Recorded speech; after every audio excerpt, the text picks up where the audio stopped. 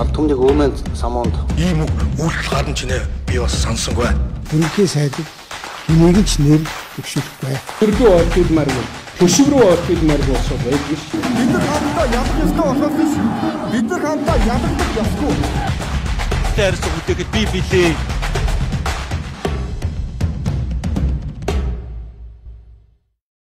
Зарим дөрөв үзэгчтэй энэ телевизтэй хамт байгаа таагүй баярлалаа.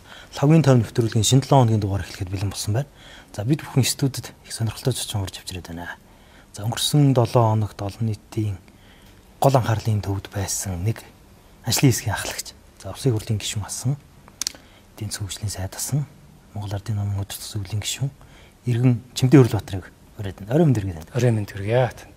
За сайхан намарч байна да. Сайхан намарч байна. Та сайхан намарч байна уу? Сайхан намарч. За намрын яадаг сар үргэлжилж байгаа энэ өдрүүдэд ус төрч халуун байх шиг байна. За бас нэг талаас эдийн засгийн асуудлыг ч гэсэн бид бүхэн ярих ёстой байна. Тэгээ танд урилга хүргэлээ. Дээрээс нь ажлын хэсэгтэй холбоотой бас энэ асуултууд ер нь нөхцөл байдал цаашаа яаж явах уу гэдэг иймэрхүү зүйлсийг ярилцъя гэдэг таныг урьсан. Та 24 оны сонгуулиас хойш ер нь бараг л гарч иж яриг байх тийм ээ. Яриг. За одоо та юу хийгээд байна? Гэртээ. За. Нөгөө сонгуулийн дүнгээс хамаарад хэрвээ явуулна одоо багшлана гэдэг нэг та ярьсан байсан. Багшийн ажил төрөл тэрлэгөө ер нь анхаарч байна уу? Гэхдээ ер нь нэлээд хэмжээний тийм судалгааны ажил, судлах, үзэх ийм ажлууд хийгдэж байгаа.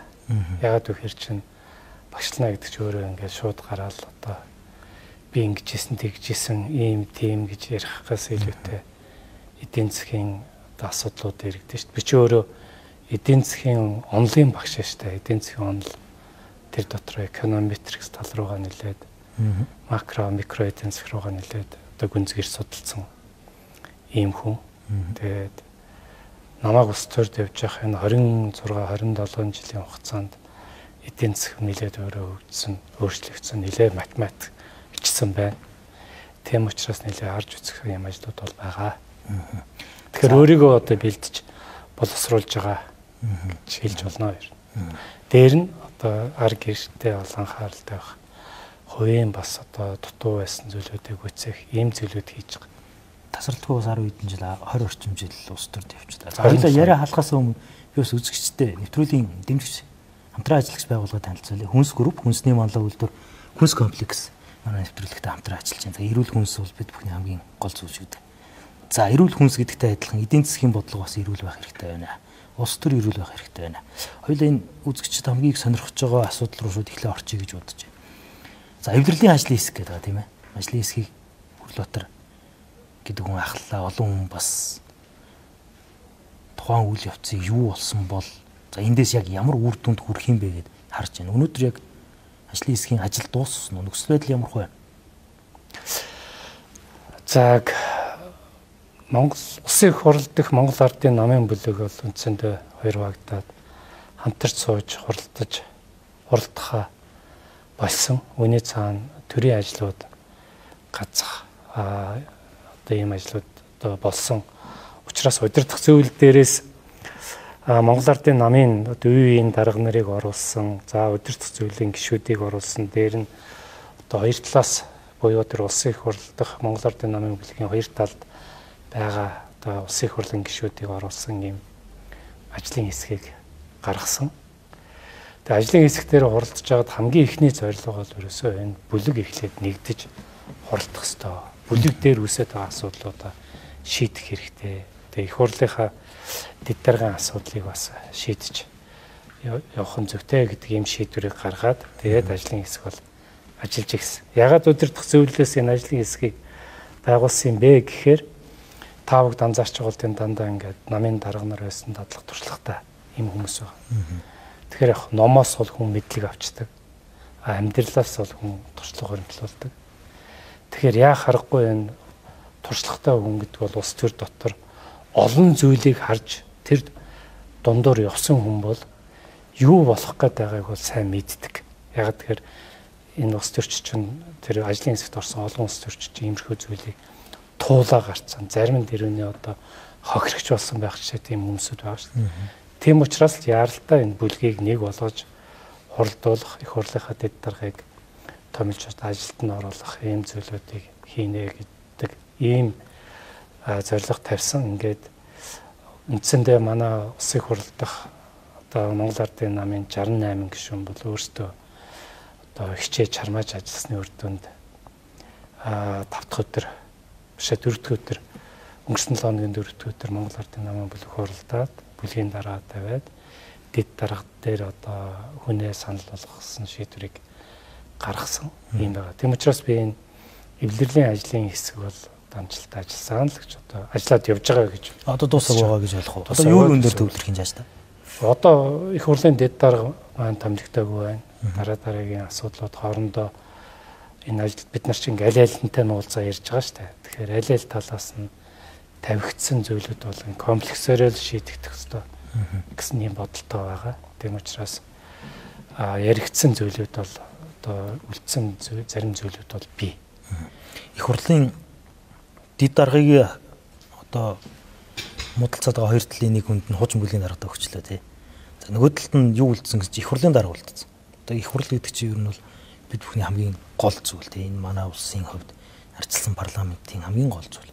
Одоо сөрөг хүчнээс томилогдсон байгаа дэд дарга бүрд тус дарга удиртай тий. Яагаад их хурлын дарга ярьж чадсангүй? Одоо талууд тэн дээр ойлголцохгүй байна уу? Гэхдээ одоо бол манай намын их хурл энэ 11-р сар 15-нд хуралдах юм. Тэн дээр намын дарга гарч ирнэ шинэ. Тэгэхээр үндсэндээ ирэх одоо 28 оны сонгуул одоо дуустал тэр хүн бодлого гаргаж явах хэрэгтэй шүү дээ. Тэгэхээр наан нэг ажлын хэсэг ч юм уу нэг хэсэг бүлэг хүмүүсүүд их хурлын даргын асуудлыг ярих нь бол өөрөө зохимжуулдаг. Тэгэхээр намын их хурлын дараа одоо шинээр томилогдох, сонгогдох намын дарга өөрөө бодлогынхаа хүрээнд гаргаж ирж ярьж энэ асуудал авч явах нь зүйтэй гэж үзэж байгаа. Өөрөөр хэлбэл ирээдүйн намын даргын ажилд наан бид нар оролцоод явах уу.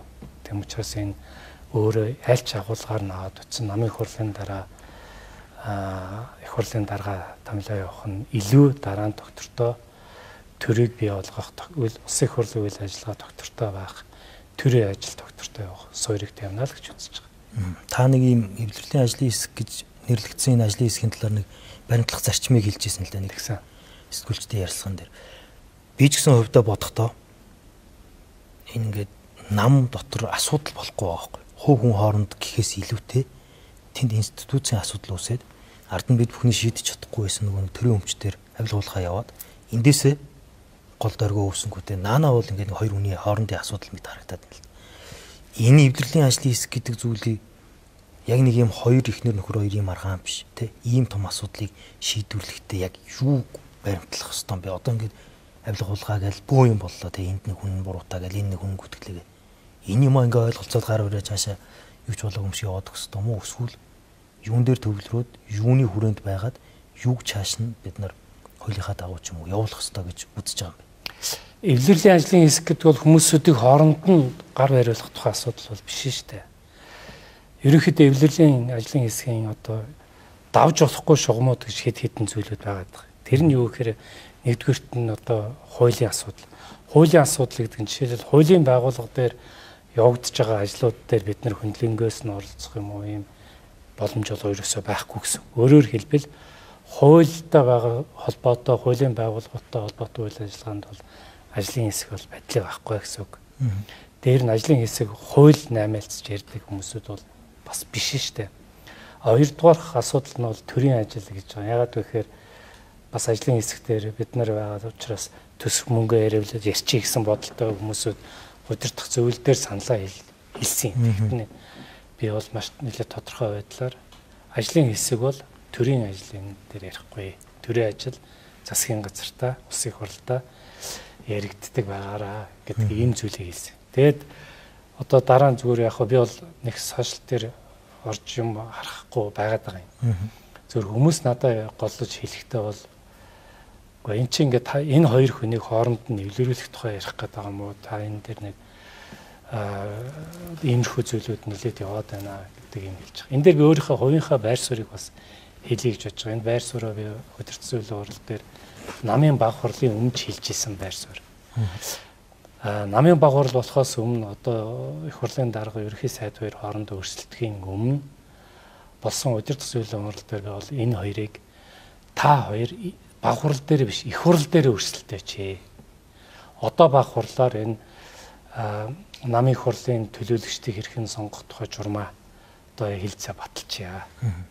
Тэгээ та хоёр битгий өрсөлдөөч гэд энэ зүйл хийсэн. Хэрвээ өрсөлдөөл та хоёрын хинж 3-2 авахгүй, 3-2-ын санал авахгүй. Харин та хоёр баг хурал дээр өрсөлдөөд унах юм бол та хоёр намын хурал дээр хоорондоо намын дарганы төлөө өрсөлдөхгүй шүү. Ямар хуцуухан тавьчихсан юм биш үү та хоёроор гэж хэлж ирсэн. Тэгээд дараа намын баг хурал боллоо. Эвричийн хоорондын өрсөлдөөн утга алдаж дуусчих штэ. Тийм учраас дараа болсон сүүлд намын хурал дээр намын удирдах зөвлөлийн хурал дээр ч гэсэн би та хоёр хөлөө болоо гэдэг байр суурь илэрхийлж байгаа. Өөрөөр хэлбэл ажлын хэсгийн ахлагч нь өөрөө байр суурь илэрхийлж штэ. Сая хөлөө болох зөвлөлийн хурал дээр одоо дахиад их хурал дээр явах өрсөлдөөнд Амар Исхлан Занд Шатар гэдэг хоёр хүн хоёулаа намын дараад өрсөлдөхөө бойл гэжсэн үү?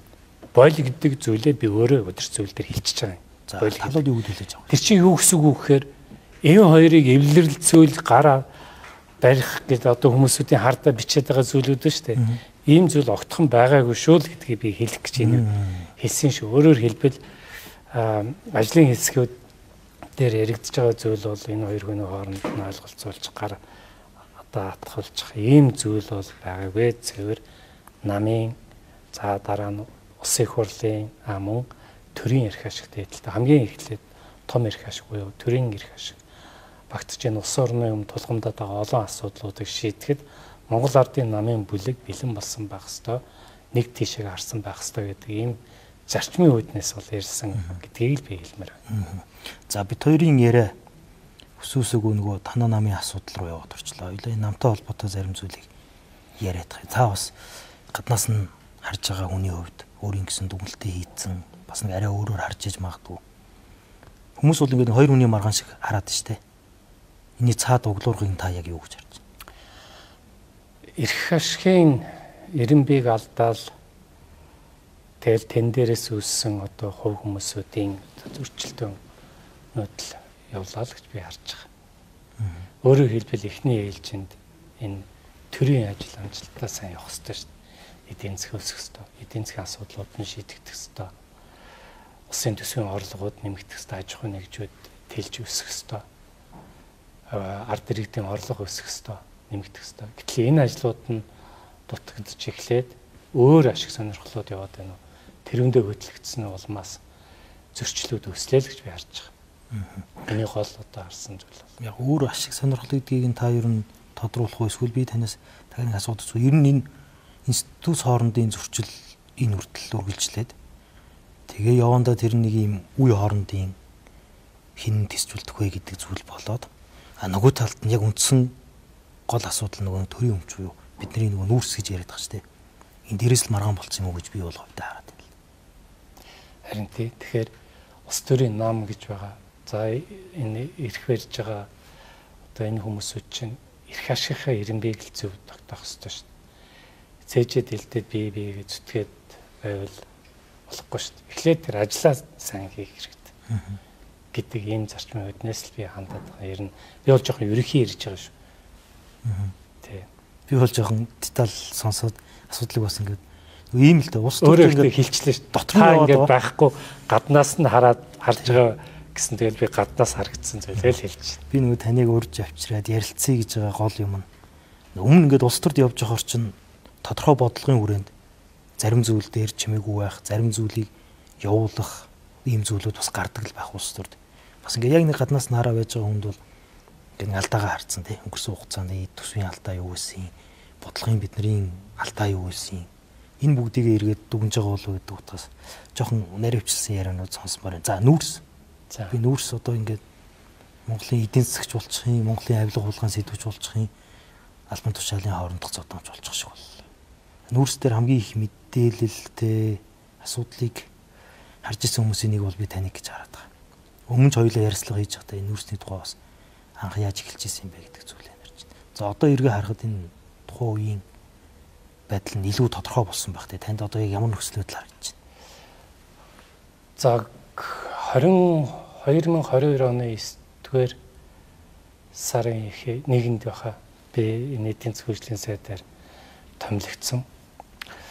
Тэгэхэд ингээд сангийн сайд байхдаа одоо валютын нөөцийг 4.9 тэрбум Америк доллар одоо эдийн засаг төрийн сангийн дансанд 1.4 их найт өргөдөө ийм төсөв ийм эдийн засаг хүлээлгэж өгч байсан. Харин эдийн засгийн сайд болоод ирэхэд валютын нөөц 2.4 болоод буутсан байсан. Тэгэхээр энэ тэгээд нөөцний гаргалтын хэмжээг үүсгэр бас боломжийн хэмжээнд тэгээ харахаар ямар дүгнэлтэнд хүрсэн бэ гэхээр өөрөөсөө нөөц гараад байгаа мөртлөө мөнгө нь орж ирдэг. Тэгээд ингээд наривчлаад аваад утсан гот оптикээр энэ гэрээтэй нөөцүүд нь гараад идэг. Тэр чинь зориулт нь өөр штэ. Мөнгө нь орж ирэхгүй тэрүүгээ дагаад валютын нөөц унаад төгрөгийн анш сулраад унаад ийм зүйл гараад ирсэн. Тэм учраас юуны өмнө эхлээд тэр хилээр гарч байгаа оптикийн гэрээнүүдийн нөөцийг багасгаад яг цэвэр одоо доллараар өгж байгаа нөөцний тээвэрлэлтийг нэмэгдүүлэх гэдэг ийм алхмыг эхлээ хийсэн. За энэ дээрээс нь бас бөөн одоо гомдол одоо тэмцэл. Хоёрдугаарт нь бол та бүгд анзаарсан болвол хилээр гарч байгаа нөөцийг бид нар гэрээг нь бүртгэлжүүлээд гисэн. Тэгээ гайл дээр та нар яасан бол яг сүүл бомбтын шинжилгээ гэдэг гайлын шинжил гэдэг нэрээр энэ чи хэлжсэн шүү дээ. Нөгөө гайлын нэг ухаалаг гарцыг бий болгох, лабораторийг бий болгох зэрэг ийм ажлуудыг хийжсэн.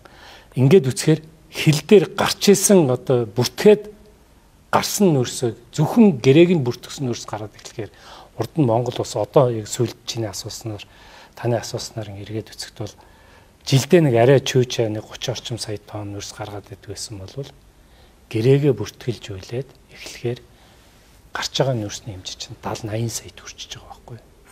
Дээр нь зөвхөн биржийг нөөцийг биржээр арилжаал гэдэг зүйл рүү нэлээд шахацсан байна. Тэгэхээр энэ дээр биржийн хуультай холбоотой зүйлийг бас би зайлшгүй ярих хэрэгтэй гэж ойлгож байгаа. Биржийн хууль батлагдаад биржийн хуулийг хэрэгжүүлж эхэлснээс хойш улсын төсвийн одоо орлого дээр нь Монгол улсын валютын нөөцийн хэмжээ эрс нэмэгдэж ирсэн.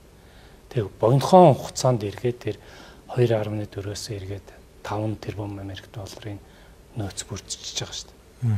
Тэгээд за дөрөвдөх одоо энэ нөөцний улгаатай хэлэх гэсэн зүйл бол энэ 1 тонн нөөцийг баг үнээр за зарим нь 60-аас 70 байгаа, зарим нь 80 сайн чанарын нөөц нь бол $80 хийцэн юм 300-аад гэрээ байсан.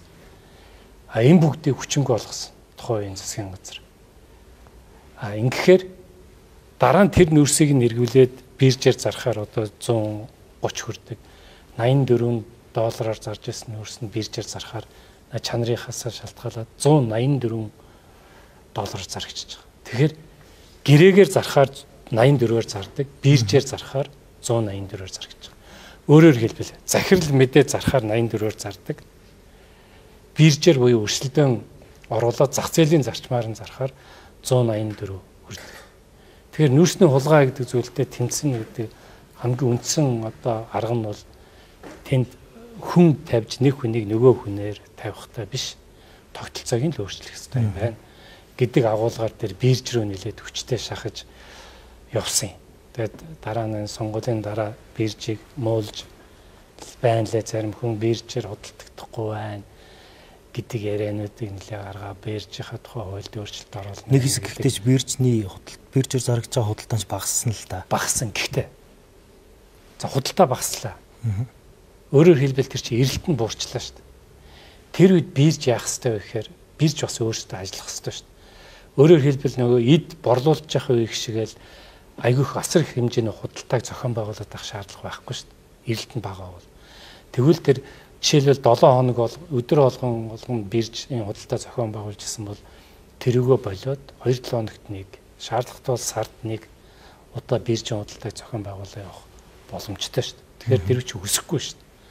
Албаар нэг олон худалдаа зохион байгуулж хүмүүс худалдаж авахгүй байна гэдэг ийм зүйлийг одоо ярих гэж хийж байгаа юм уу? Хэрвээ тэр үнэхээр эрэлт багасаад ирсэн бол худалдааныхаа тоог шууд дагаал бууруулах хэрэгтэй шүү дээ. Тэр үчин шууд тэр өдөр нь тэр дор нь хүмүүсүүд мэдэрч хийж явал тэгж эргэж дараа нь хэсэг одоо биржээр нүүрсээ зарахгүй гэсэн хүмүүсүүдийн ам дунжих шаардлага ерөөсөө байхгүйсэн.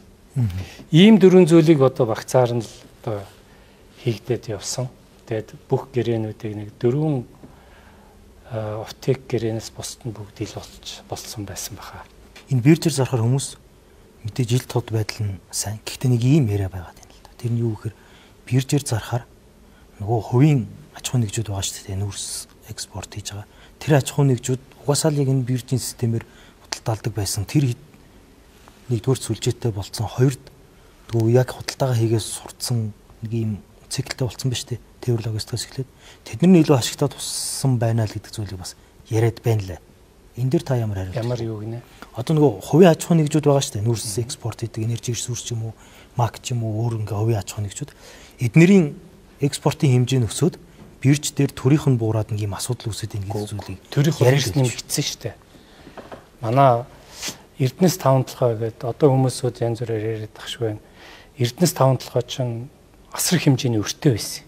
Гадаад өртөө, дотооддгүй туслан гүйцэтгэгч нартай өртөө, тэр өөрийнхөө хэмжээ 2.4 их 80 төгрөг өртсөн байсан.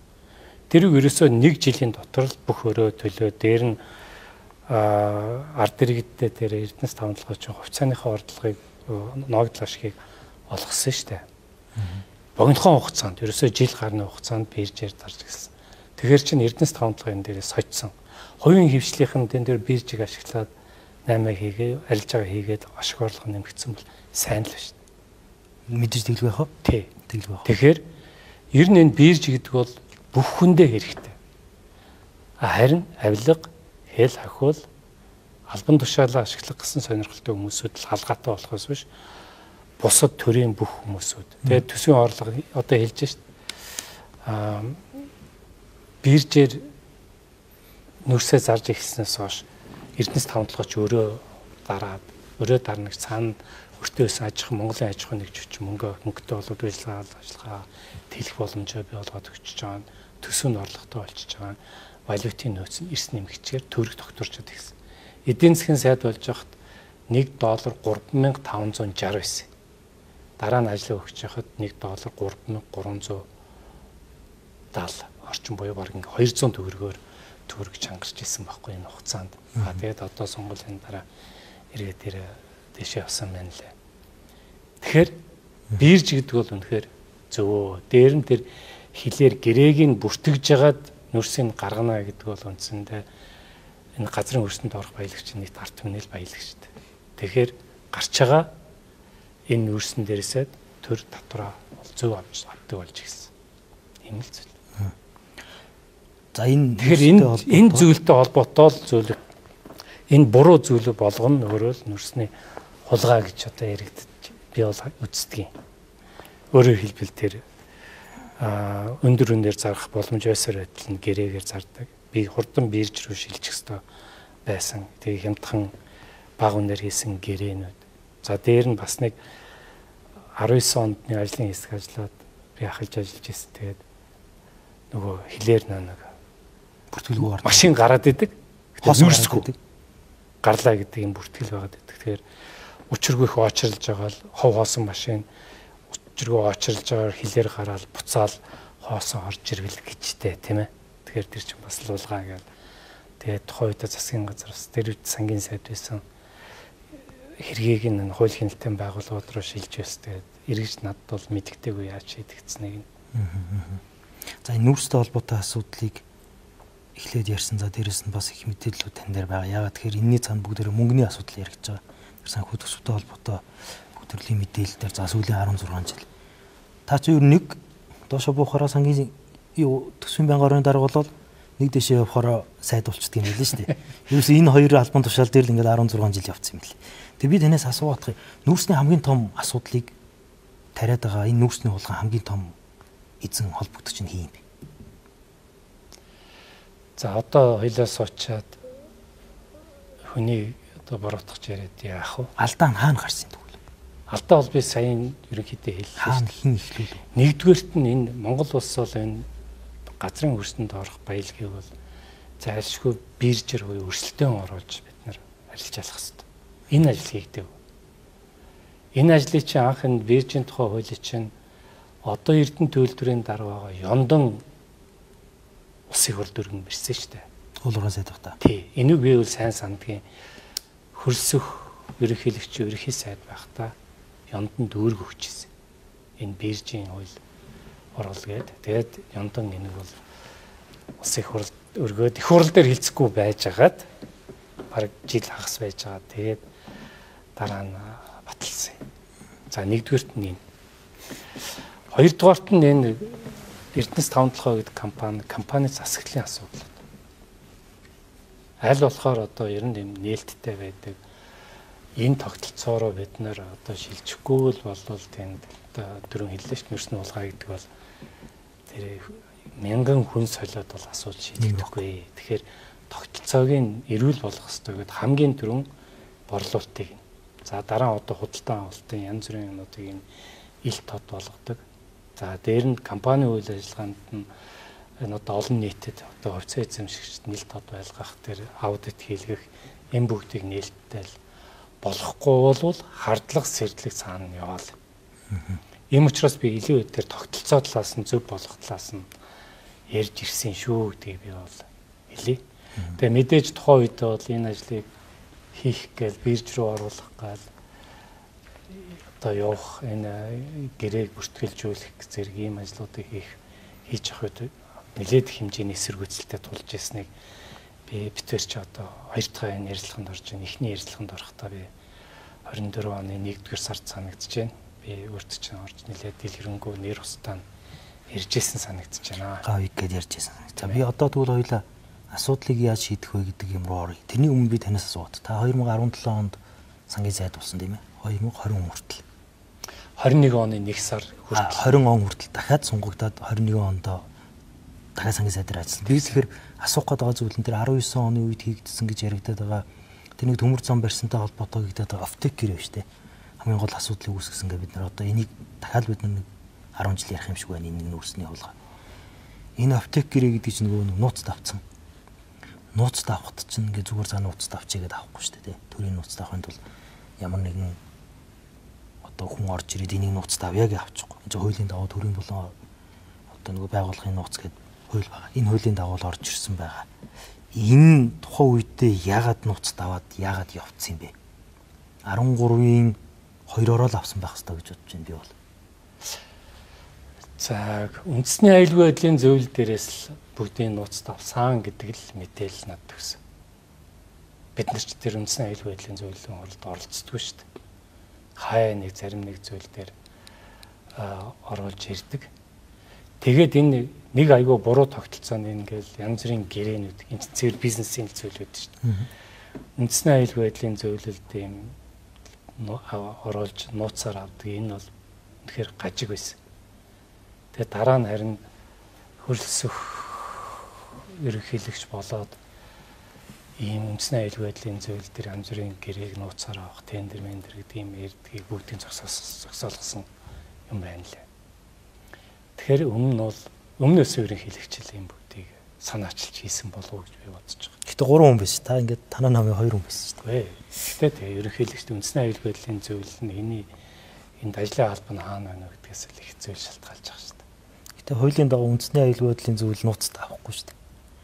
Яг гоо тэндээ зөвлөмж гаргасан байж болно те. Яагаад гэвэл энэ одоо цэргийн техник хүч орж байгаа байх гэдэг ч юм уу эсвэл төмөр зам гэдэг чинь одоо улсын стратегийн хамгийн гол зүйл юм а гэдэг нөгөө нэг зөндөө гоё юм ярьдаг те. Тэр утгаараа зөвлөмж өгөөд энийг яаж нууцд авдаг вэ гэхээр засгийн газар дээрээс л нууцд авдаг шүү дээ.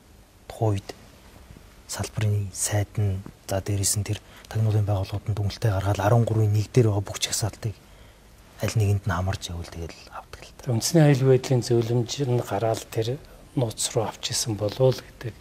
Энийг нууцд авах уу, яах уу гэж бол тухайн үед одоо засгийн газрын сайднаас санал асуудаг шүү дээ. Асуул сангийн яам за дараа нь эдийн засгийн хөгжлийн яам байхдаа би дандаа татгалцсан санал өгдөг. Яг хууль намжир. Тухайн үед танаас санал авах. Би нөгөө засгийн газраар ямар нэгэн юм батлагдахтаа хуулийн сайд, сангийн сайд хоёрын зөвшөөрлсөн тэр бичгүүгээр бол явахгүй шүү дээ. Үгүй тэр чинь бүх сайднараас санал авдаг байхгүй юу? Бүх сайднараас санал аваад тэгээд тэрүүгээ хилцэж авдаг. Тэгэхээр ингээд зүгээр бизнесийн гэрээг нууц таавна гэдэг оруулж ирвэл бүгд л татгалцсан санал өгнө шүү дээ. Тэр бол ойлгомжтой. Тэгэхээр үнээс зайлсхийх арга үндэсний аюулгүй байдлын зөвлөгсөн юм л юм явж байгаа. Энэ ингээ нүүрсний асуудал ерөөсөө бидний хамгийн гол зовлон болчлоо. Тэгээ эдийн засгийн хүртэл саад дотгор болчлоо. Улс төрийн хувьд ч одоо ингээ том хэрүүлийн сэдв болчихлоо. Саяын нэг өрнөсөн хил холболтын араас нүүрсний хулгай 2 гэдээ бас нэг юм яриад эхэллээ. Энэ дээр та ер нь мэдээллүүдийг татж харав. Яагаад бид нар тэр одоо 55% хямдруулаад хийчихсэн юм бэ? Би харин 55 гэхээр гайхах юм. Тухайн үед энэ гэрээ хэлцэлийг бол Эрдэнэс тавталгын тэр бэт сангийн яамны төрийн нэрийн бичгийн дарга Ганбат байсан. Ганбат бол надад танилцуулж лээсэн. Ийм юмтай явж байна. Нэг жоохон үнийн одоо хямдрал өгөөч 5% хямдрал өгөөч гэдэг ийм зүйл одоо яригдж байна гэдэг ийм зүйл бол Ганбат бол танилцуулж ирсэн. Дараа нь тэр 55 гэд бичсэнийг бол би хараагүй шүү. Хараагүй. Тэгэхээр хараагүй юмыг бас нэгдүгээр тааж ярмгүй байна. За дараа нь тэр харбины гэрээ гэд юм байна. Тэр одоо харсан хүн байгаа мó мэдэхгүй би бол хараагүй. Хэрвээ тэр гэрээн дотор янз бүрийн асуудал байгаа бол тэрийг одоо засалруулаад явахд болохгүй юм бас байхгүй шүү дээ. Зарим ингээл нөгөө талд нь туйлшруулаад хүчингү болгож явах жишээтэй тэгэх шаардлагагүй л дээ. Дотор нь байгаа заалтуудаа засалруулаад явах нь бол боломжтой. Тэгэл яриа хэлцгийн төвшөнд яриад явах шүү дээ. Яриад явах хэрэгтэй боломжтой шүү дээ. Тэгэхээр энэ тийм гэрээ хийнэ гэдэг нь бол би бас нэг ойлголцлын нэг урагшаа том алхам хийсэн байгаа гэж ойлгож байгаа.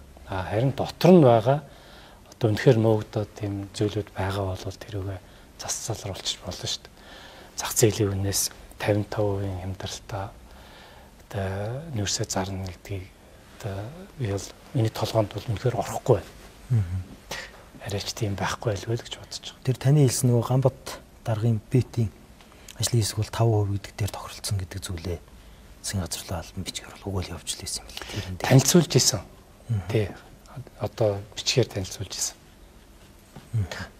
За одоо ингээд нүүрс Монгол Ардын нам төрийн эрх барьж байгаа байгууллага төрийн эрх барьж байгаа одоо энэ хамгийн гол зүйлийг атгаж байгаа намын дотоод асуудал тэгээ энд нь төрийн өмчгээд энийг юм хоорондоо холбоотой болчихлоо.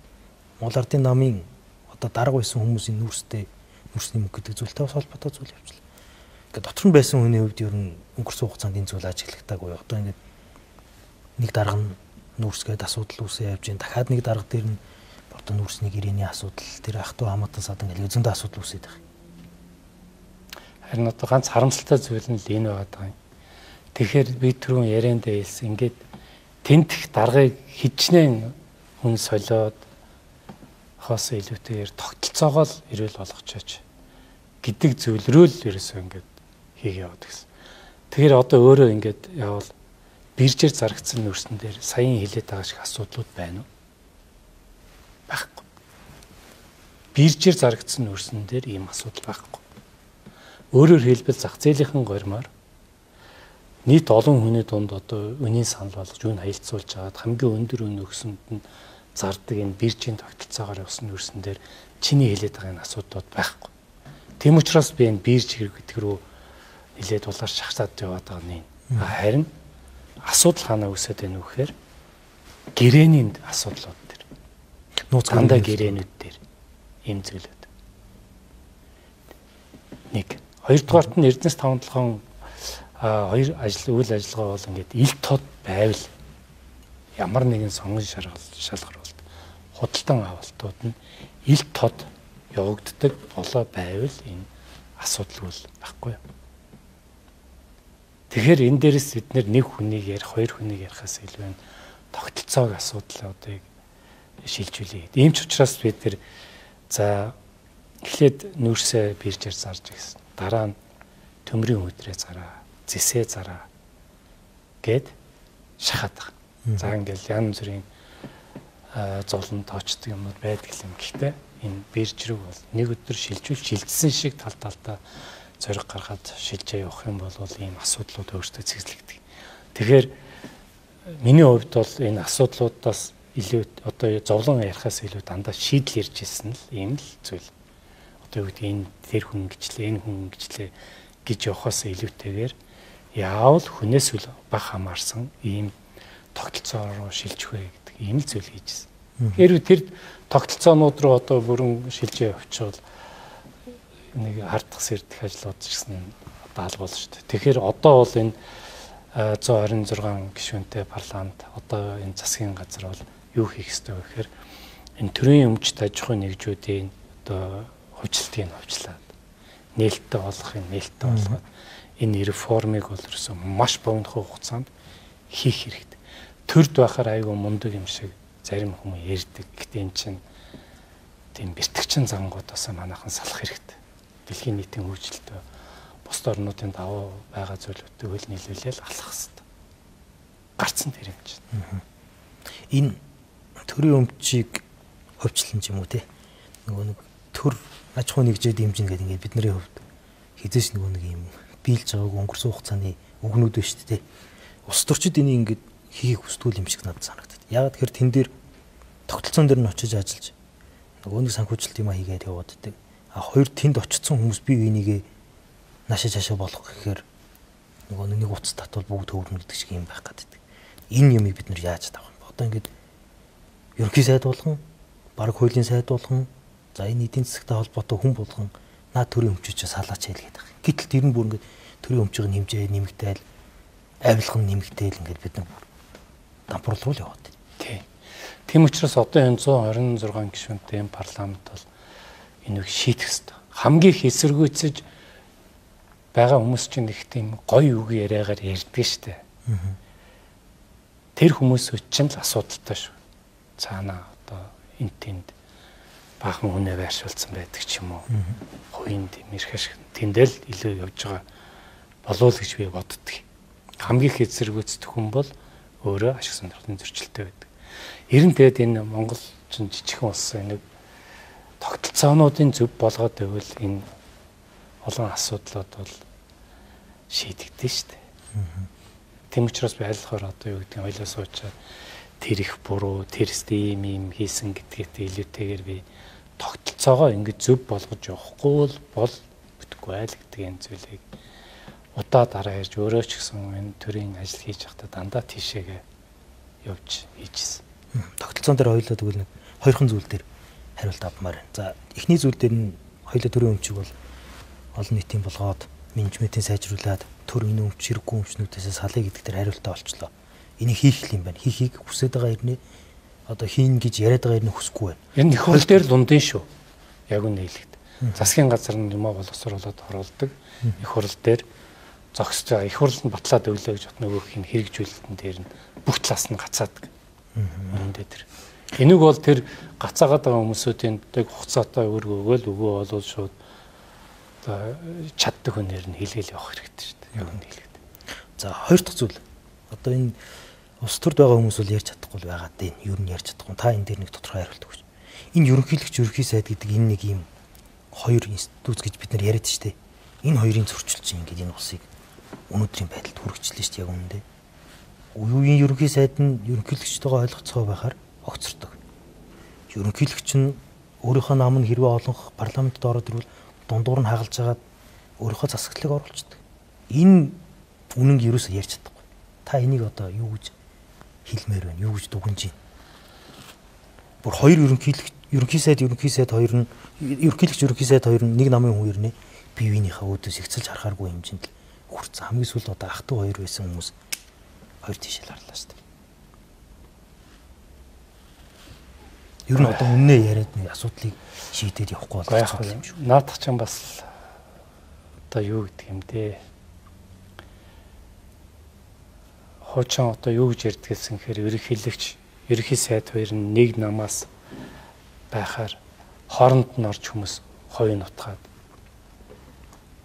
мунталцуулаад байдаг гэдэг ийм л зүйл байж ирсэн шүү дээ ер нь. Сая ч гэсэн тэгж л ярьж байдаг шүү дээ. Тий. Зүгээр саях бол ингээд сүүлд нэг санал хураалт болоод чуулганы тангимд ерөнхийлөгч орж ирээд нэг үг хэлж ийсэн дээ тийм ээ. Хавар. Би хөрсөх ерөнхийлөгчтэй битүүр уулзаад ярьж уулзж ирсэн. Тэр үедээ би өөрөөс нь асуусан л да. Ерөнхийлөгч энэ таныг үндсэн хуулийг өөрчлөөд хугацаагаа сунгаад явна гэдэг ийм мэрсэр яриа чихэн дуулдаад байна. Та яг ийм бодоод яриад байгаа юм уу? Асуусч тийм байхгүй. Парламентын засаглалаараа явах нь миний итгэл үнэмшлээ ийм яриа бол байхгүй Урлбаатараа гэдэг. Ийм яриа гарсан. Өөрөө надад хэлсэн. Тэгэхээр дараа нь үүнтэй холбоотой ингээл төрлөөр яриануудыг огтхон итгэж байгаагүй. Дараа нь харин чуулганы тахимд орж ирээд ирсэн тэр яг үг бол яг надад хэлж ойлгохны уулзаа сууж хат ирсэн үг нь л дээ. Жишээлбэл юм байна. Тэгэхээр яг юу болоод хоорондоо одоо үргэлжлүүлж ажиллахгүй дээрээ тулаад одоо огцроо гэдэг нь тэр хоёрын хоорондын асуудал байна. Бидэн дээр бол мэддэхгүй шүү дээ. Парламентаас ерөнхийлөгчийг сонгох гэдэг нэг асуудал яригддаг тийм ээ. Тий. Одоо яг өнгөрсөн хугацааны хамгийн төвөгтэй асуудал энэ зөвхөн ингээд ерөнхий сайд ерөнхийлөгч гэдэг хоёр хүн дахиад нэг таны хэлсэн шиг хоёр хүнийг хараад байгаа хэрнээ бүр энэ орон нутгийн төвшөнд дунд төвшөнд ингээд ажил ерөөсөө явах байвчихдээ. Засгийн газар чинь уг нь бол ихээ аваад ажиллаа хийгээд болохгүй бол парламент дээр байгаа сөрөг хүчин ч юм уу парламентын ард түмэн хариуцлага тооцоо явах хэрэгтэй шүү дээ. Гэтэл ингээд төсөвтөр хүртэл давхар ороод ирдэг. Энийг юм парламентаас сонгох үгүй төсөвтөр хүртэл ингээд ерөнхийлөгч ямар нэгэн байдлаар бодлого нь ороод ирдэг байхгүй юу? Тэрбум мод байна. Өмнө ч гэсэн зөндөө асуудлууд элбэгд орж ерөнхийлөгчийг үйдэж байсан, Батулга ерөнхийлөгчийг үйдэж байсан. Батлагч голдоо хориг тавьдаг байсан л та. Тэр нь голдууд тань дээр байдаг гэсэн. Тэгэхээр миний байсан юм шүү. Тий, миний хэлэх гээд байгаа зүйл нь парламент гэдэг зүйлийг ерөнхийлөгчөө сонгодог болгочвол ер нь яасан бэ? Бидний алдаа ер нь энийг л засахруул ирээдүйд явах ёстой юм биш үү дээ гэсэн бодол байна. Би бол бас тийм бодолтой. Яг ингээд парламентын тогтолцоороо сонгодог тогтолцоор нь бол шилжих зөө гэдэг ийм бодолтой. Миний байр суурьч тийм. Өөрөөр хэлбэл бид нар ингээд зөндөл газар явж үзэж илэн шүү дээ. Тэгээд ер нь юм парламентын тогтолцоороо бүтэн орж явах хэрэгтэй гэдэг ийм л одоо бодолтой байгаа. Тэгээд энэ гэхдээ ингээд парламентын тогтолцоо гэдэг инхээр энэ 126 хүнтэй парламент маань өөрөө бас жоохон бодлалтай яваад байна л дээ. Зүгээр эндээс хөндлөнгөөс ингээ харахад бол парламент бол өөрөө их тийм туршлагатай л байх хэвээр болов хитрхи одоо 126 гэдэг. Урд өмнө 76 хүнтэй шийдвэр гаргаж сурж явж хагаад 126 болоод тэрэн дотроо анх сонгогдсон гишүүд нь хитрхи олон болоод ороод ирэнгүүт нь алдаа оноо гараад байна уу. Гэхдээ энэ одоо юу гэдэг төгс төгөл дээр юм гэж анханасаа байглаасаа ингээ бий болчихгүй шүү дээ. Тэгэхээр ингээд сайжраа явчих болоо гэсэн юм л бодолтой байх шүү дээ. За хоёул энэ төсөвтэй холбоотой хэд хэдэн зүйлсийг би танаас асуучаад 126 энэ парламентын зүйлийг сонсъё. Туршлага, мэдлэг, дээрээс нь бас гаднаас нь хараад дүгнж байгаа хүний хувьд гэж үзсэн. За энэ сүүлийн үед ер нь ингээд засгийн газар ингээд төсөв хүндрэхээр л явчаад идэг шүү дээ. Тэ. Сая л өнгөрсөн хавар нөхцөл байдал хүндэрсэн цайдагийн араас нь улс төрүүд гэрт гадаагүй улс төрүүд өрнөж байгаа л ингээд хөдлөөл явчлаа. Мэдээж алдаа л байсан бол. 24 оны 7 сар 4.8 тэрбум ам доллар байсан байх те нөөц нь. Одоо бол 5.9 болчлоо л да валютын нөөц. Тэгэд өнгөрсөн засгийн газрын үед хийгсэн алдаа юу вэ? Одоо энэ засгийн газар бас юун дээр анхаарахгүй байна. Сая ингээд дахиад жоохон нүүрсээ гаргаж байгаа л нэмэл авлаа л да. Бид өөр юм хаалга. За төсөв дээрээс одоо яг өөрийн чинь хэлдгэр хөндлөнгийн хүнд хүнээс одоо би бол хошуу нэмэрлэхгүй байгаа шүү дээ. Ямар ч хэлбэрээр хошуу нэмэрлэхгүй байгаа юм. Юу олвоо гэд ингээд үцхээр за 25 оны төсөв. Энэ төсөв хэд удаа тодтох? 2 удаа. За одоо өөрөө би бол мартсан ба штэ. 25 оны төсвийн чинь батлангуудаа сарын дараа тодтогцсон. Баталчаа сарын дараа тодтогч. 1 дахиад хэрэгжүүлээ явж хат дахиад тодтогцсон сард. Одоо төсвийн гүйцэтгэлийг харахаар орлого дутуу. Орлого нь бага. Тэгэхээр эдийн засгийг зөв авч явах гэдэг бол өөрөө их нарийн ухаан.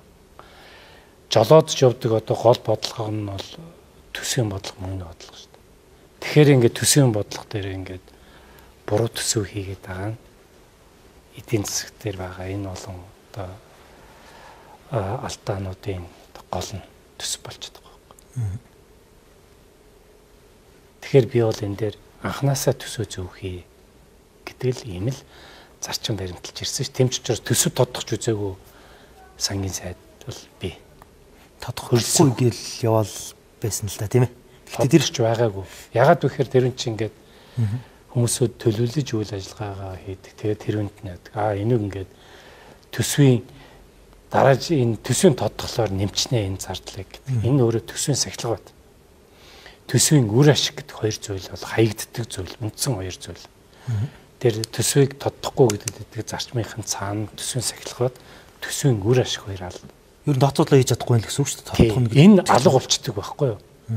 Энэ нь өөрөө эргээд хамгийн амин одоо төсвийг хэрэгжүүлэх, төсөв бодлохны хэрэг, төсвийн сахилга баттай байх, төсвийн үр ашигыг бүрэн хэмжээнд хангаж ажиллах гэдэг бол амин чухал зүйлүүд байдаг. Тэгэхээр энэ алд хаягдчихдаг учраас тийм зарчим бол баримталтай юм шүү гэдгийг би хэд дээр нь дахиад нэг төсөвтэй холбоотой зүйл хэлэхэд өөрөө намайг ингээд сангийн сайд хийжсэн гэдэг түрүү хэлж байна л.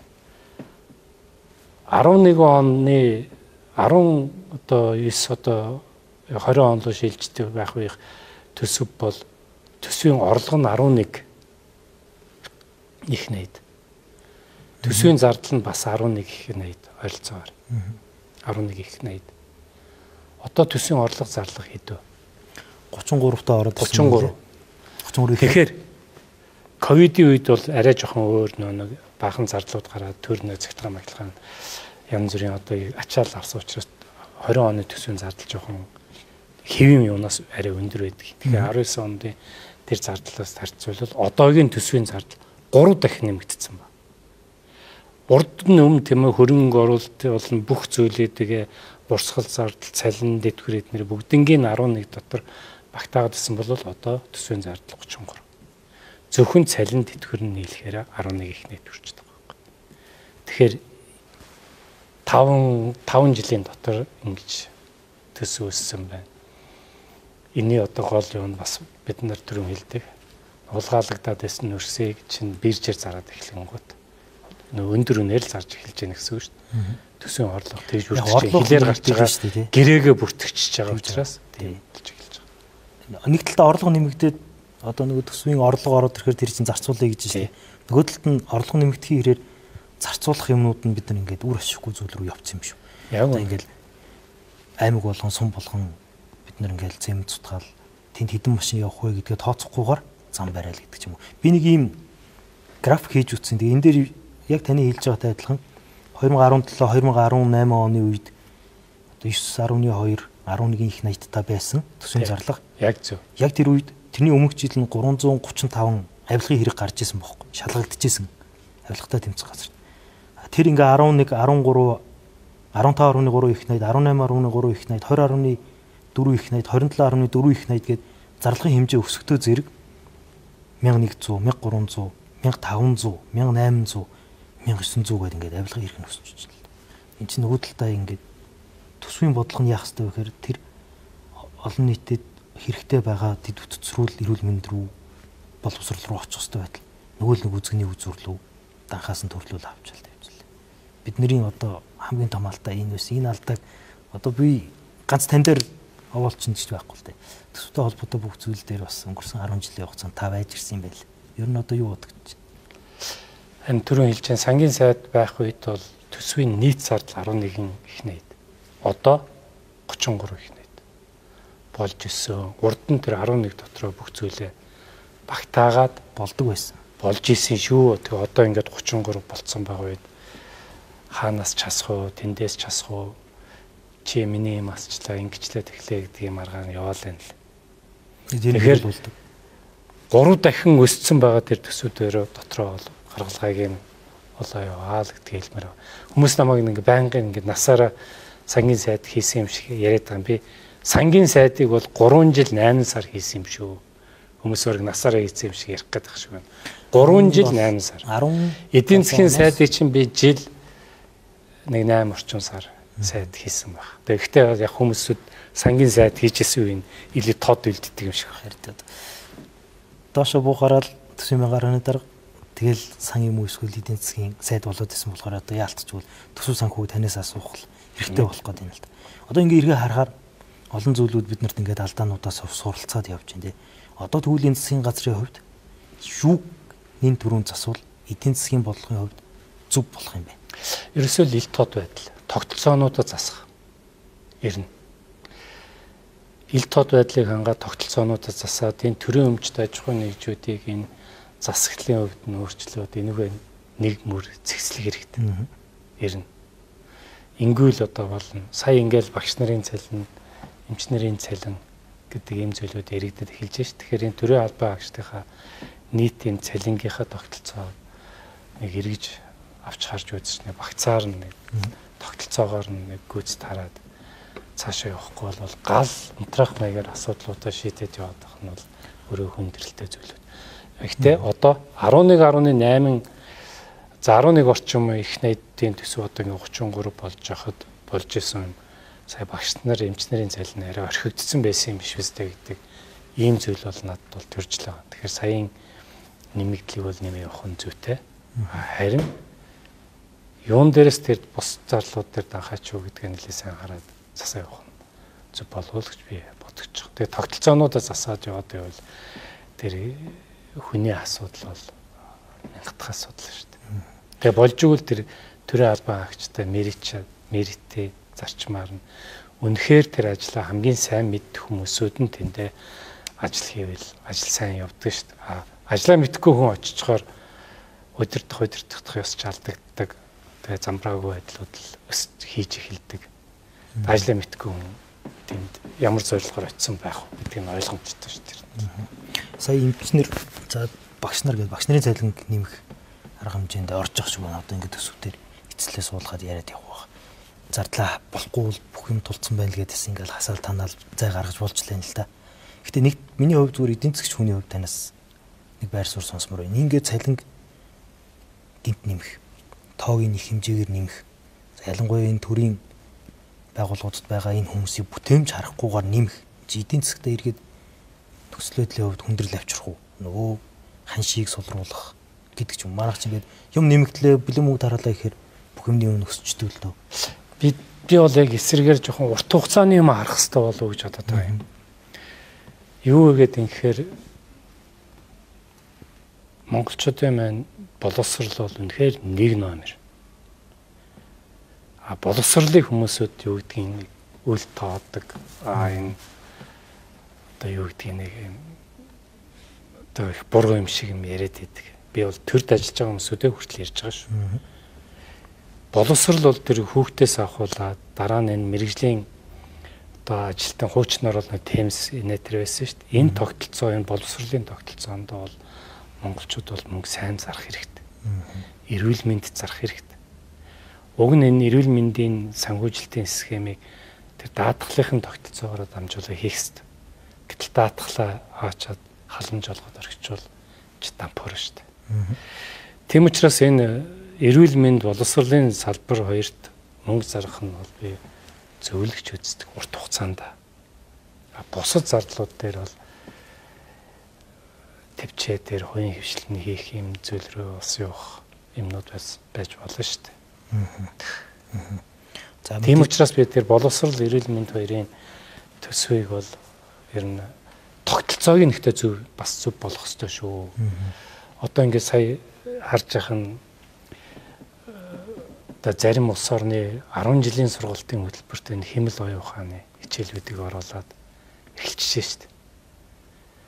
Тэгэхээр чи манайх бас л муу ялгаагүй энэ цөөхөн хамт бас бусад орнуудаас боловсролын тогтолцоогоор илүү байж ижил Монгол бас хөгж дэвшин шүү дээ. Эрүүл мэндийн тогтолцоогч гэсэн бас энэ тэр хэмэл оюун ухаан техник шинжилгээ олдуудын нэвтэрсэн. Тэгээд даатгахын хамгийн зөв тогтолцоог одоо оруулж ирээ. Зөв санааг зөв хэрэгжүүлэх болох хэрэгтэй л дээ. Тэгээ энэ ажлуудыг цаашаа сайн хийж явах нь зөв болов уу гэж бодож байгаа. За эдийн засгтэр яригдах дараагийн нэг зүйл бол энэ ханш инфляц гэдэг зүйлтэй. Бид нар яг үнэндээ нөгөө нэг энэ интернетээр мөнгө шилжүүлдэг, худалдаа авалтаа одоо цахимаар хийгээд байгаа зарим зүйл дээр бас анзаархаа байж Би хамгийн сүүлд 2 тоо харсан. 2018 онд 12 төрлийн хүнсний багц бүтээгдэхүүнийг бид нар 28 мянган төгрөгөөр авдаг байсан байна. 2021 онд тэрийг 46 мянган төгрөгөөр авдаг болсон байна. Одоо 66 мянган төгрөг 10 сарын 1. Тэгээ энэ чинь жинкнээсээ л нөгөө иргэдэд жинхэнэ дарамт учруулдаг, мөнгийг үнцэнгүй болгодог ийм л зүйл болчиход байна л да. Санал нэг. Одоо ингээд инфляцийн тоог хараад үсэх юм бол яг хуу нэг 10 дотроо байгаа юм шиг харагдаад байгаа хэрнээ. Хүнсний барааны инфляц нь 2 оронтой тоонд орцсон байгаа байхгүй юу? Ирэх жил энэ нэмэгдэнэ. Ирэх жил өснө. Одоогийнхоос өндөр гарна. Зүгээр миний одоо хувь хүний тооцоогоор болвол тэгэхээр энэ инфляцтайгаа бол бид нар бол одоо тэнцэх ёстой. Энэний тулд тэр мөнгөний бодлого нь зөв эрүүл байх ёстой. Төсвийн бодлого нь зөв эрүүл байх ёстой. Тэгээ хоорондоо холбогдож явах. Энэ боломжийг бид нар хангаж өгөхгүй бол олон газар амжилт олсноо хэрнээ үнийхээ өсөлтийг алдаал, үнний өсөлтөөр алдаа хийгээл тэгэл нөгөө ард иргэдэд чинь авж байгаа орлогонд бодтоор буураад явж шít. Хэдийгээр ингээд тоолж байгаа нэмэгдэж байгаа юм шиг харагдсан ч гэсэн юм нь өсчгөр нөгөөх нь тэгэл дөндөлж авах чадвар нь буураад явчихна. Хуучин авч ирсэн хүнсний бараг одоо 3 дахин өндөрөөр авч шít багцсан. Тэгэхээр чинь л хамаг зовлон тэндээ үсэт байгаа учраас энэ инфляцийг бол бүр бага оронтой тоондоор болох. Тэрээ өөрөө санаж байгаа бол эдийн засгийн сайд байхдаа би валютын нөөцийг Монгол улсын валютын нөөцийг нэг 10 тэрбум доллар болгомоор байна. Инфляцийг ерөөсөө жилийн 3%-аас хэтрэхгүй барьдаг болно. Ийм зүйлийг хийж чадах юм бол Монгол улсын эдийн засаг доктортой байх нэ гэдэг ийм бодлогоос. Одоо тэр тооч гэсэн энэ дотор бол байж л байгаа. 2% бүх бодлогоо инфляц бол ерөөсөө 3%-аас хэтэрдэггүй болгоод энэ өндөр хөгжилтэй орнуудыг хараараа ерөөсөө л 2-3%-аас хэтрэхгүй 2%-аас дээшээ гараад ирэхдээ одоо үн өслөөгөө сандраад эхэлдэг. Гэтэл манайх ингээл 9-10-тад нэг хэв юм шиг бодож ерөөсөө болохгүй энэ манай улс төрчч дээр мөнгөний бодлогын ч дээр сангийн амныхын ч дээр энийг бол болох хэрэгтэй. Хэрвээ сангийн сайд байх үедээ энийг юу инфляцийг энэ чинь 3-4%-тай байлгаж ирсэн. Тухайд хүмүүс нэг тэрүүг хэрэг мартцсан л юм шиг байгаа юм. Уг нь байлгаж ийсэн шүү. Дараа нэг ковид юм эхлээл яснаас биш түүнээс өмнө бол энэ инфляцид нэг буулгаад төсвийг чинь 18-нд хэрөө мартцсан л баг. Ашигтаа гаргаад төсвийн алдагдлуудыг буулгаад дотоодоос зээлжсэн бүгдийн төлөөд ингээд уг нь зэгцэрчлээсэн. Ганцхан 2018 онд ашигтаа гарсан байдаг гэсэн. Би графикийг гаргаж үзчихсэн. 18 онд ашиг. 1.11 их 80 билүү дээ. Тий. Ашигтаа гарч ирсэн. Одоо ингээд бүх юм эхлүүлсэн ажлаа дуусгах гэхээр мөнгө санхүү ордог. Тэн нэг байшин барьцгаар тэнцэн халаалт дулаан хүн гэдэг ингээд асуудал ингэж.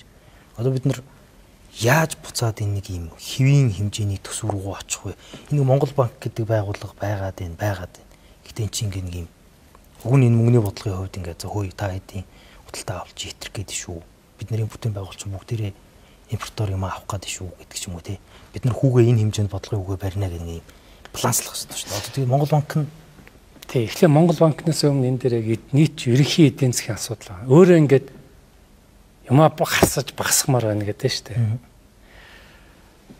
Би бол эсрэгээрээ эдийн засгийнхаа суурьад хэлье.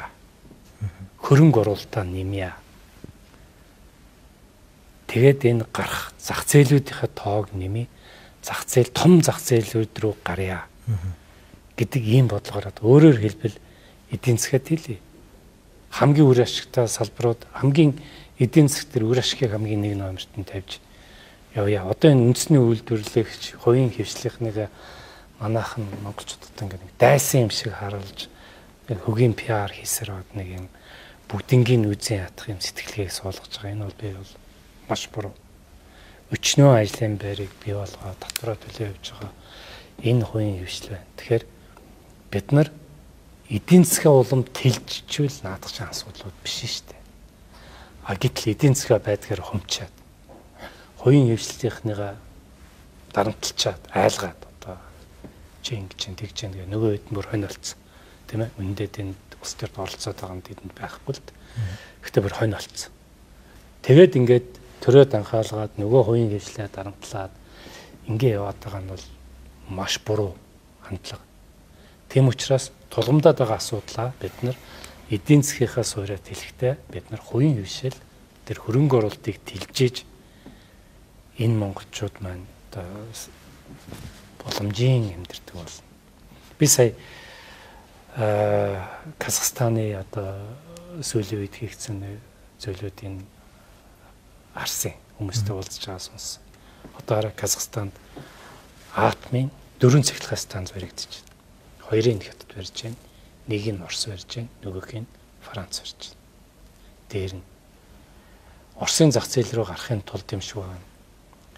Хятадын нөөц бахан цахилгаан машинууд байна шүү дээ. Тэрүүний үйлдвэр тэнд Казахстанд баригдаж байна. Цахилгаан машины үйлдвэр. Тий.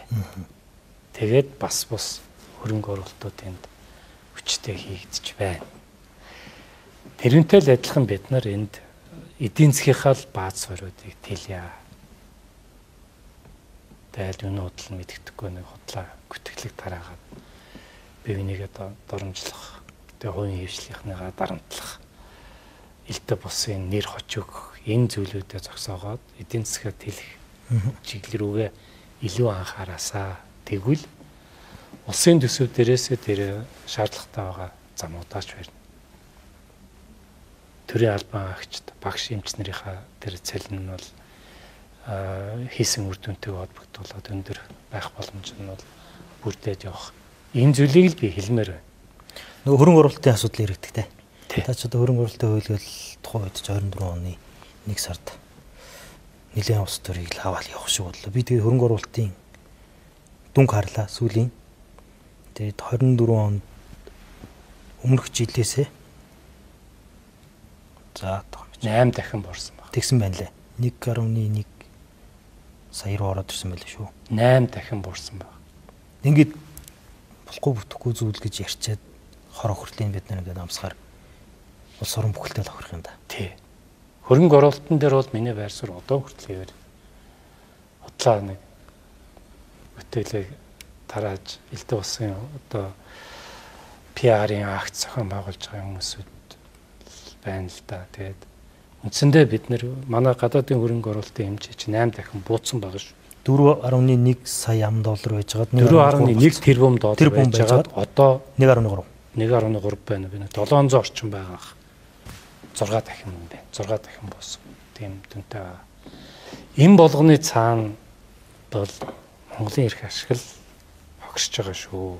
Гэдгийг би хэлмээр байна. Тэгэхээр эхлээд энэ дээр бид эдийн засгаа тэлэх хүчтэй өрсөлдөх чадваруудаа бий болгох, ийм эдийн засгтаа болгох. Тэгээд энэ төр байгаа энэ юунуудын тогтолцоонуудыг аягүй одоо өөрчлөх ийм л шаардлагатай. Түүнээс биш бүх юм ачаад бүгдийг танаад хоорондоо нэг жоохон байгаа юм дээрээ бүгд орж ирээ хэрвэл маргаан хийгээ булаацалтаад хин чанга дуутай, хин одоо айлгах чаддаг, хин уран цэцэн үг хэлж чаддаг нь өөрийнхөө зүйлийг одоо аваа явдаг байж болохгүй шүү дээ.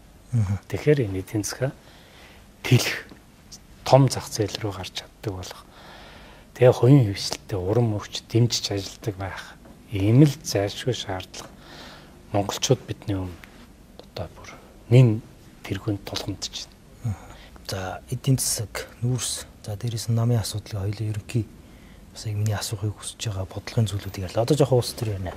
За 2024 оны сонгуул дээр яагаад онч вэ?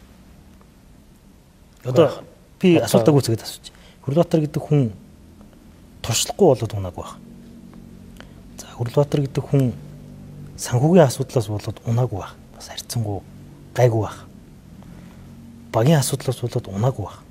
Тэг бүр тэр баруун бүсэн 2 дугаар тойрог дээр 15-д ортлоо. 55 мянган хүн санал автлаа. Тэнд яг юу бол? Яагаад унч? Юу гэж дүгнэв та? Уу яг дүнэлтээ би бол өөртөө үлдээж байгаа. Тэгээд нэг унчаад шилчхнаад олон юм яриад байх бол онцгүй шүү дээ. Дүнэлт бол өөртөө хийсэн. Дүнэлтийн янз янзын нөхцлүүд байгаа. Яг дүнэлтээ би өөртөө хийдөө. Тэгээд нэг шилчхнаад яваад байх. Шилчхандаг зам над угаасаа байхгүй. Жохон танаа нам доторх яг тэнд дэвсэн хүмүүс чинь таныг жоохон түлхсэн юм шүү. Над бол тэгж л яг дүнгээс харахад тэгж л уншигч байна. Тэгэхгүй яг Хөрлөбаатарыг битгээ сонгоод яваарай гэд явсан манай намын юмнууд бол бие. Нэг зүйл нь бол тийм бие. Гэтэ одоо тийм ярьж шалчихнаад яах вэ? Болоод өнгөрсөн юм тэр. Урагшаа гарч амьдэрцгаая. За тэгвэл урагшаага хараад сая үндсэн хуулийн зэс дээр асуудал шийдэгдлээ. Энд бол ингээ нэг юм хамгийн чухал зүйлийг бид нар алдангаа алдсан. Үндсэн хуулиа давж болохгүй гэдэг зарчмаас гадны хууль байхгүй. Энийгээ давангаа алдсан. Энэ процессыг та тэгвэл юу гэж харав? Олон жил бас энэ парламентд явсан. Энэ ингээд нэг буруу жишг тавигдсан бол бид нар тэр буруу жишгээр явах гал ш нь президент үлдэнэ гэдэг юмар. Би ер нь өөрөө хүн натураараа зөвч бурууч шүүхийн шийдвэрийг хүндэтгдэг. Над таалагдахгүйсэн ч би хүндэтгдэг. Цэцгийн шийдвэрийг муу ялгаагүй. Зөв бурууг би шүүхгүй. Энд хуулинд захирагдчих амьдэрдэг хүн бол шүүхийн шийдвэрийг бай. Цэцгийн шийдвэрч бай. Энийг бол хүндэтгэж хүлээж авч ажиллаж амьдрах хэрэгтэй. Өөрт нь таалагдахгүй бол шүмжлээд байдаг байж болохгүй шүү дээ. Чин шүүх гээд бүхэл бүтэн тогтолцоо байна. Олон жилийн туршлага нь байна. Тэрүүн дээр үндэслэж байгаа шийдвэр гаргачлаа. Цэц муу ялгаагүй тэг шийдвэр гаргачлаа. Таалагдахгүй байж бол таалагддаг байж бол Хөрлөбаатар таалагдахгүй нь мянга дахь асуудал. Тэрүүг хүн бол төрөөр олон жил явсан хүмүүсүүд бол тэрүүг хүндэтгэж хүлээж авдаг байх хэрэгтэй. Таалагдахгүй болохоор муулчдаг. Таалагдахаараа магтчдаг. Энийг бэртгчин зангууд бол их л бага багасаа л гэж би бодож байгаа. Тэгэхээр цэцэн шийдвэр хүндэтгэж хүлээж авч байна. Хүндэтгэж гэдэг нь ер нь санал нийлж байгаа мэдээж нэг дүгнэлт байгаа шүү дээ. Хууль тайлбарлахгүй л дээ бид нар цэцэн уншаагүй гэхдээ бол зүгээр хүндэтгэж байна. Хүндэтгэж гэнэ үү? Тий. Энэ Монгол банкн дээр их олон асуудлууд яригдах юм. Одоо бол энэ ерөнхийлөгч нь тавигдахгүй. Тэг өнгөрсөн хавар байсан сүүлийн үед бол гайг болчлаа. Таныг Монгол банкны ерөнхийлөгчөөр очих гэж ингээл бас нэг хэсэг мэдээлэл гарсан. Тим яриа өөрөө юу нь болсон юм уу? Ямар ч яриа болоогүй. Хүмүүс гайхах байх. Ямар ч яриа болоогүй. Нэгдүгээрт. Хоёрдугаарт ингээл нэг албан тушаалын ахэр нөгөө муулаас сурцснаар энэ Хөрлөбаатар очих гэж байна гэл явуулаад. Тэгэл тэрүүн дээр нэг хэсэг нь орж ирж мөөлж кафе авдаг юм шиг байна. Тийм л үйл явдал болж байгаа болоо гэж бодож байгаа. Монгол банкны хувьд бол энэ бол цэвэр улсын их хурлын даргын эрх мэдлийн асуудал. Тэгэхээр тэр улсын их хурлын одоо удирдлагуудын зүгээс надад энэ талаар хандаж одоо санал тавьж юм уу санал солилцсон зүйл огтхон байхгүй. Огтхон байхгүй. Огтхон байхгүй. За одоо ингээд нөгөө таны хэлдгээр нэг албан тушаалын асуудал ч юм уу за нэг Монгол банк санхүүтэй холбоотой ч юм гарахаар Хөрлөбаатар гэдэг нэр бас ингээд гараад ирэх хэвлэл дээр. Одоо сүүлд нөгөө ажлын хэсэг ахлаа явсан шүү дээ тий. Ажлын хэсэг ахлаа явсан чинь дахиад энэ засгийн газарт ямар нэгэн байдлаар орох гэж байна уу та. За бүр хэрэглэхтэй яригдаад энэ удаа гэдэг юм яригдаад сарлын урданд тэмжиг зүг гарч ирлээ. Тий, наад чинь бас худлаа яриа. Би өөрөө тэр удирдах зөвлөл дээр бол хэлж исэн. Дараа нь тэр ажлын хэсэг дээр хэлж исэн. Намын дарга болох хүн маань улсын их хурлын гишүүн байх ёстой. Намын дарга болох. Ерөнхий сайд нь улсын их хурлын гишүүн хүн байх ёстой. Сайд нар нь бүгдээрээ их хурлаасаа томилогддог байх ёстой гэдэг ийм хатуу зарчмыг би энэ өнгөрсөн хавраас эхлээл илэрхийлээд байгаа. Одоо чивэрээ. Одоо чивэрээ. Тэгэхээр Зандан шатар ерөнхий сайдыг гаднаас байгаа ерөнхий сайдыг бас та зарчмаас зөрж ийн гэж хэлэх гээд энэ зөв. Юу би одоо сая хэллээ шүү дээ. Энэ удирдах зөвлөл дээр тэр амар байсгалан Зандан шатар хоёрыг нүүр ингээ хоёлаа ингээ сууж байгаа шүү удирдах зөвлөл дээр. Хоёланд нь та хоёр хойлоо болоо гэд хэлсэн гэдгээ би одоо өөрт чинь хэллээ. Бас олон нийт зарим нь хүрсэн л байна лээ. Байр суурь хэвэндэ аль аль нь шүү дээ. Одоо юу гэдэг энэ хоёрыг ажлын хэсэг Хөрлөбаатар ингээ гарын гэж хооронд нэвлэрүүлээд ингээ хойлоо ингээ завхруулаа явах гэдэг нэг. Гэтэл ажлын хэсгийн дарга та хоёр хойлоо биш шүү гэд хоёрын байр суурь шүү. Ажлын хэсэг дээр би мэдээж миний нэг хүний л байр суурь болохоос тэр бус бүх хүний саналыг бол би хүндэтгэж шүү дээ. Тэр хэмжээнд одоо яриа ороогүй л байгаа л. Ингээд илэрхийлсэн хүнийг болохоор өөрөө илэрхийлээд байж шүү дээ одоо. Тий. Тэрүүгээж байнга илэрхийлж байгаа. Ингээд яхаар нэг юм хөрл дотроо очихлоо гэж боддод байдаг юм шиг би өөрөө бас амьдралынхаа турш зарчимтай явж ирсэн юм шүү дээ. Тэрүүгээ илэрхийлээл явж байгаа. Та хоёр хойлоо биш шүү гэд намынхаа удирдах зүйл дээр хэлэхээс өөр яах болж байна одоо. За бид хоёрын ярьслах цаг маань өндөрлөх төгч нэг ганц хоёр асуултууд байна. Одоо яг нэг 7 жилийн хугацаа гэд нэг яригдсан зүйл хоёртлогоо дээр яваад байна. Одоо ажлын хэсгүүд нь хоорондоо хэлцлээ гаргаад юмнууд ээж 2009 оноос та 2012 он хүртэл хэрэглэх газрын даргасан тий. Тэр үед чинь бас 9 онд чинь нөгөө хоёртлогын гэрээ анх явж исэн. Та тэрийг ихнээс нь сайн мэдж байгаа хүмүүсийн нэг. За 18 онд нэг юм зээлийн хүүг бууруулах хилцэл явах хэрэгтэй байтал манайх Алдаад өнгөрсөн өнөөдөр ингээд маш өндөр дүнтэй тэр хүүний мөнгийг бид нар ингээд төлөөд ийн гэдэг. Тэр 18 онд яагаад энэ зээлийн хүүг бууруулах хилцлийг хийж чадаагүй юм бэ? Сангийн сайд ахалсан байх хэрэгтэй даа. За сангийн сайд янз бүрийн ойдлогын холбоотой юм ахлаагүй. Хин аль хүн ахлаа сайн хэлж мэдгүй уул уурхаа яам болоо. Тэр хавцаал байгаа бол эсвэл Эрдэнэс Монгол хаа. Тэр хавцаал байсан болоо зүгээр тэрийг сайн хэлж мэдгүй. Гэхдээ зарим хүмүүсүүд бол андуураад идэх 2009 онд ойдлогын гэрээг батлагч хахад Хөрлөбаатар хэрэг эрхлэхийн дарга байсан гэд. Тэр бол худлаа мэдээллээ шүү дээ. Ойдлогын гэрээ батлагдж байхад тэр засгийн газрын хэрэг эрхлэхийн дарганд долгор гэж хүн байсан. Тэр 9 оны хэдэн сард. Тэгээд сүүлд би 2009 оны 11 сард баха. Сарын дараа юм. Тэгээ ойдлогын гэрээ батлагдсан дараа 3 сарын дараа би хэрэг эрхлэхийн дарга болчихж ирсэн. Тэгээ яг муулахаар хүмүүсүүд тийшээ Хөрлөбаатар руу оруулж байгаа муулчдаг.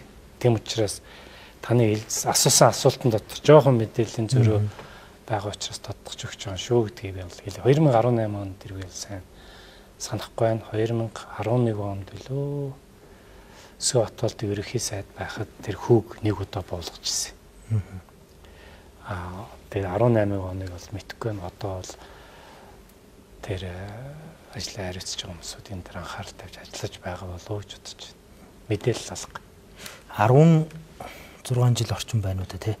2008 оноос хойш парламент гишүүнээр суусаа одоо ингээд 4 жил завсарлаж байгаа байна. Тасралтгүй бас суусан хугацаа нь 12 жил болцсон байгаа. Ингээд парламентын туршлага өнгөрсөн хугацаанд энэ бодлого тодорхойлох гол зэгүүдээр явж исэн. Одоо ингээд 126-ыг харахад ер нь ямар мэдээж энэ муухай гэд гаднаас дүгнээд тавьтер суух нь утгагүй зүйлтэй. Гэхдээ л нэг юм алдааны юм биш үү, давуу тал нь энэ байна гэдэг нэг юм харах өнцөг байгаа. Би нилээд бас бодсон. Ер нь их хурлын гишүүн байх үед энэ 126 болох үйл ажиллагаа явагдлаа штэ. Тэгээд өөрөө би дэмжиж санал өгсөн хүний нэг.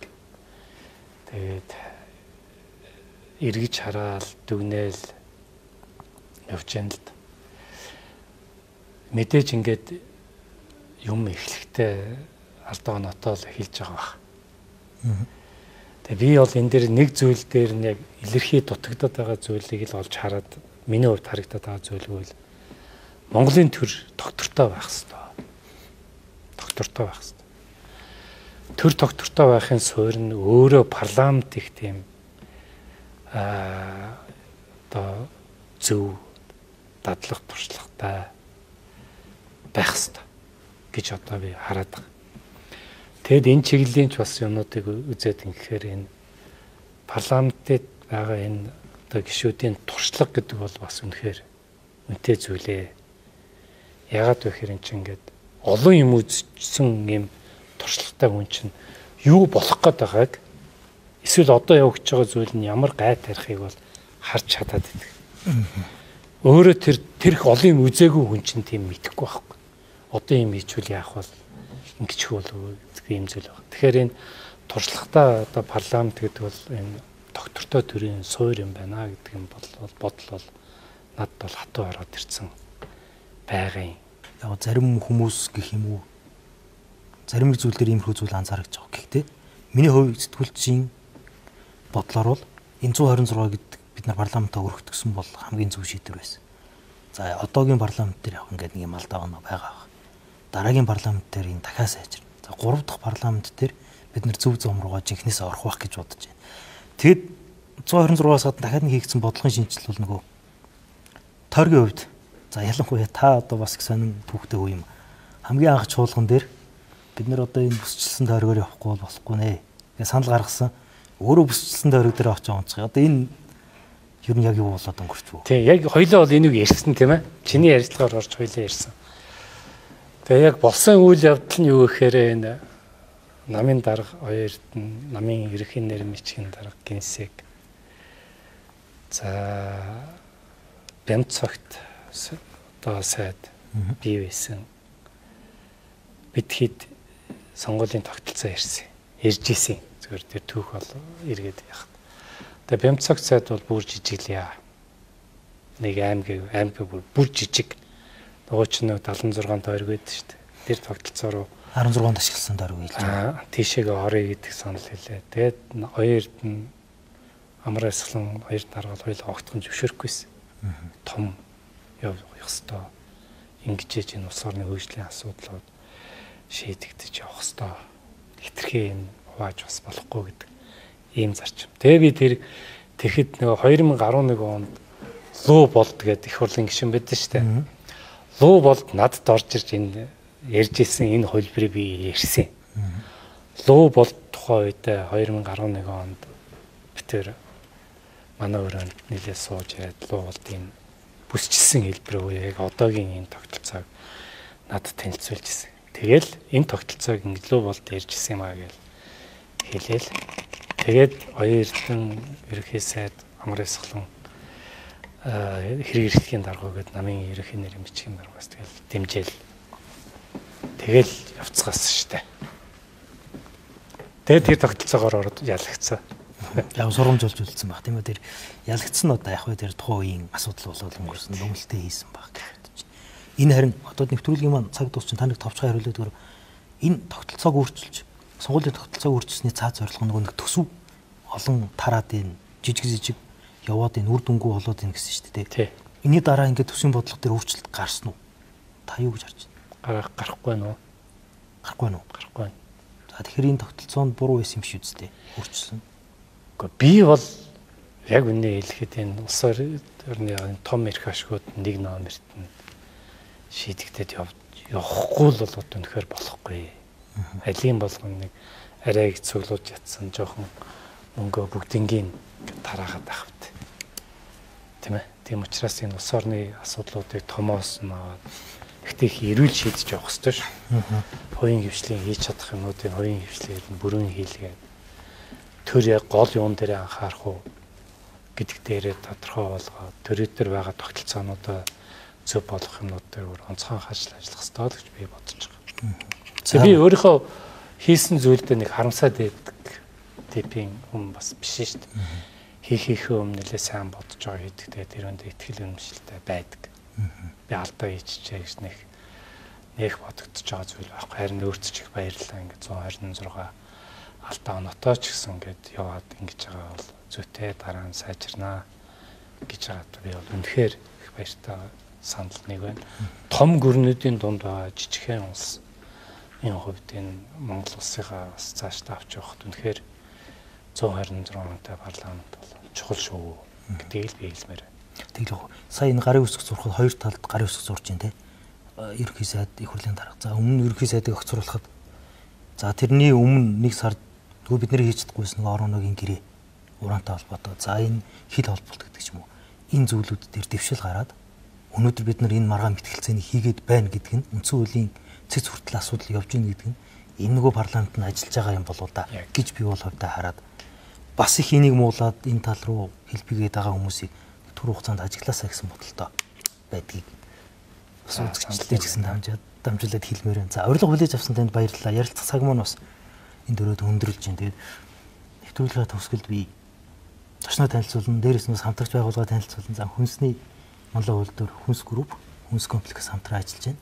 Өнөөдөр манай лавгийн тоо нэвтрүүлгийн зочноор Улсын хурлын гишүүн асан, эдийн засгийн хөгжлийн сайд асан, за төсвийн байнгын орооны дарга их олон удаа хийсэн. За ардын намын удирдах зөвлөлийн гишүүн. Чимдийн Хөрлөбаатар оролцлоо. Урилга хүлээж авсан танд баярлалаа. Ажлын амжилт хүсье. За баярлалаа. Амжилт хүсье танаа хамт олонд. За баярлалаа. Баярлалаа үзэгчдээ энэ твитлээс хамт байсан та бүхэндээ баярлалаа. Лавгийн тав нэвтрүүлгийн энэ 7 хоногийн дугаарыг түрээд өндөрлж байна. Эх 7 хоногийн дугаараар эргээд уулзъя. Баярлалаа. Баяртай. Батулга ард түмнийг өөмөнд самуунд Ийм үйлдэл гарна ч нэ би бас сонсонгүй. Үнэхээр сайдаг энийг ч нэр өгшөхгүй. Хөргөө ордгиймаар төшөв рүү ордгиймаар болсоо байж ш. Бид нар хамтдаа ялах ёстой болохоос биш. Бид нар хамтдаа ялагдах ёсгүй. Тэрс үтэхэд би билээ.